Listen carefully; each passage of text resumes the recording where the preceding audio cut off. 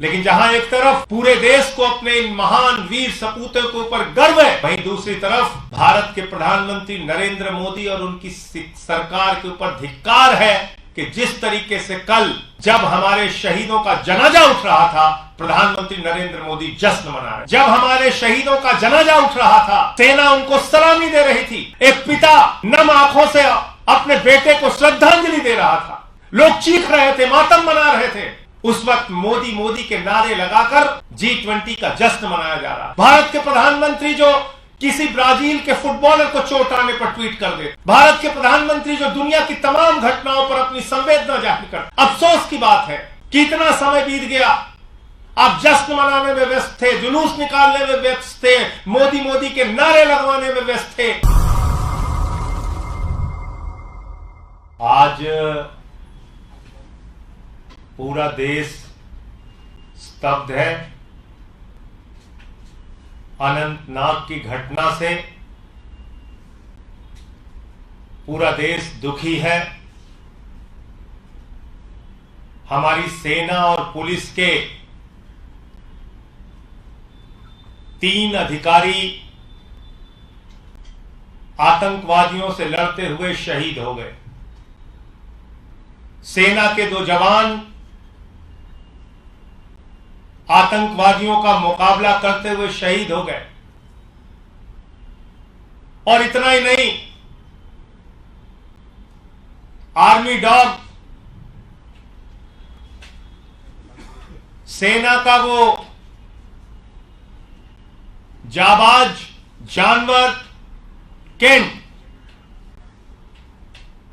उसने भी आतंकवादियों का मुकाबला किया, उसने भी गोली खाई, उसने भी अपनी जान दी, अपने हैंडलर को बचाने के लिए अपनी जान दी।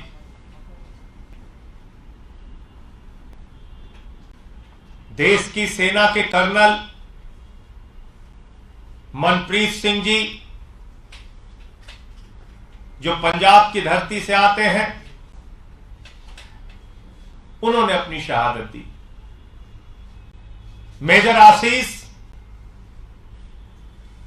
जो 3 बहनों के अकेले भाई थे, हरियाणा की धरती से आते हैं, उन्होंने अपनी शहादत दी। डीएसपी हुमायूं भट्ट,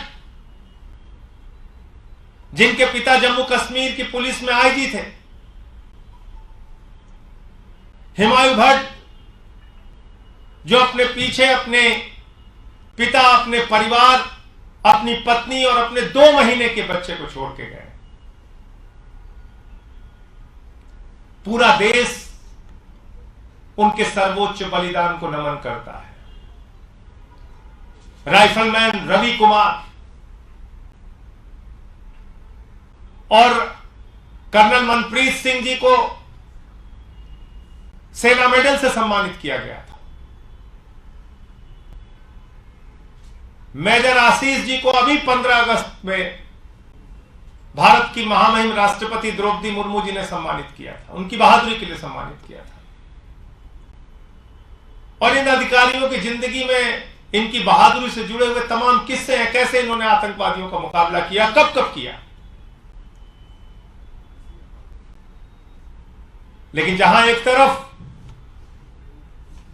पूरे देश को अपने इन महान वीर सपूतों के ऊपर गर्व है, वहीं दूसरी तरफ भारत के प्रधानमंत्री नरेंद्र मोदी और उनकी सरकार के ऊपर धिक्कार है कि जिस तरीके से कल जब हमारे शहीदों का जनाजा उठ रहा था, प्रधानमंत्री नरेंद्र मोदी जश्न मना रहे थे। जब हमारे शहीदों का जनाजा उठ रहा था, सेना उनको सलामी दे रही थी। एक पिता नम आंखों से अपने बेटे को श्रद्धांजलि दे रहा था। लोग चीख रहे थे, मातम मना रहे थे। उस वक्त मोदी मोदी के नारे लगाकर G20 का जश्न मनाया जा रहा था। यह भारत के प्रधानमंत्री की संवेदनहीनता की पराकाष्ठा है। भारत के प्रधानमंत्री जो किसी ब्राजील के फुटबॉलर को चोट आने पर ट्वीट कर देते हैं, भारत के प्रधानमंत्री जो दुनिया की तमाम घटनाओं पर अपनी संवेदना जाहिर करते हैं। अफसोस की बात है कि इतना समय बीत गया, आप जश्न मनाने में व्यस्त थे, जुलूस निकालने में व्यस्त थे, मोदी मोदी के नारे लगवाने में व्यस्त थे, लेकिन अपने सेना के अधिकारियों के प्रति आप संवेदना का ट्वीट करने के लिए 2 मिनट की फुर्सत नहीं पाते। यह किस प्रकार के संवेदनशीलता है आपकी? कैसे आप अपने आप को भारत मां का लाल कहते हैं? कैसे राष्ट्र की सुरक्षा के साथ इतना खिलवाड़ कर सकते हैं आप? आपने दावा किया था इस देश में आतंकवादियों का खात्मा होगा। आपने दावा किया था कि जम्मू कश्मीर में आतंकवाद को आप समाप्त करेंगे।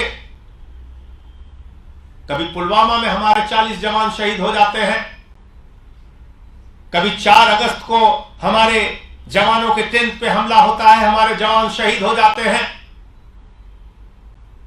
कभी कर्नल मनप्रीत सिंह, मेजर आशीष, डीएसपी हुमायूं भट्ट और हमारे सेना के 2 जवान और आर्मी का वो बहादुर डॉग, वो भी देश की रक्षा के लिए शहीद हो जाता है। एक आर्मी के डॉग को देश की रक्षा की चिंता है, लेकिन भारत के सर्वोच्च पद पर बैठे हुए भारत के प्रधानमंत्री को अपने जवानों के प्रति संवेदनशीलता नहीं है। बहुत अफसोस की बात है, पीड़ा की बात है, दुख की बात है, हम सब के लिए बहुत सी शर्म की बात है कि देश के प्रधानमंत्री आखिर क्यों ऐसी घटनाओं पर जश्न मना रहे होते हैं। पुलवामा में हमारे जवान शहीद होते हैं, उत्तराखंड में शूटिंग में व्यस्त है हमारे देश के प्रधानमंत्री। घंटों बाद उनको होश आया कि नहीं, अब हमको डिस्कवरी की शूटिंग से निकलना चाहिए। कोरोना की महामारी में लाखों लोग देश के अंदर मर रहे होते हैं, शमशान घाट में लाशें बिछी होती हैं, गंगा की घाटों पर लोगों को अंतिम संस्कार करने की जगह नसीब नहीं होती। ऐसे समय में भारत के प्रधानमंत्री बंगाल के चुनाव में व्यस्त होते हैं, और जब आतंकवादी हमला हो रहा है, और आतंकवादी हमला कोई एक दिन से नहीं, पिछले 3 दिन से यह हमला हो रहा था, 3 दिन से यह मुकाबला चल रहा था, हमारे सेना के अधिकारी शहीद होते हैं, पुलिस के अधिकारी शहीद होते हैं, हमारे जवान शहीद होते हैं।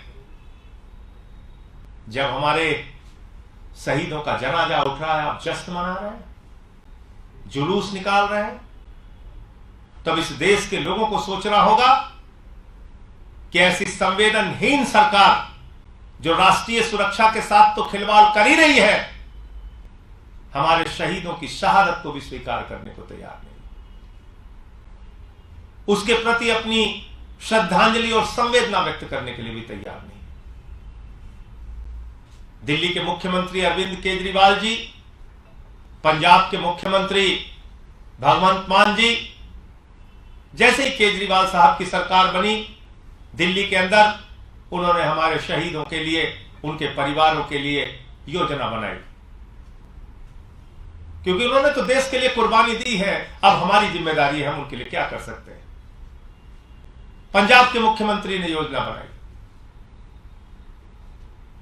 क्या हमारे देश की सरकार को, क्या हमारे प्रधानमंत्री जी को उनके परिवारों की, उनसे जुड़े हुए लोगों की चिंता नहीं होती?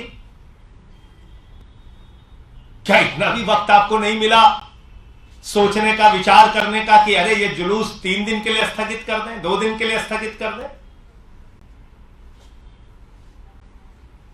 मैं मोदी सरकार से ये मांग करता हूं कि उन परिवारों को का ध्यान रखिए, और जो अधिकतम उनकी आप मदद कर सकते हैं आर्थिक रूप से, नौकरी देके, जमीन देके, जिस तरीके से भी उन परिवारों की आप मदद कर सकते हैं, मदद के लिए आगे आइए।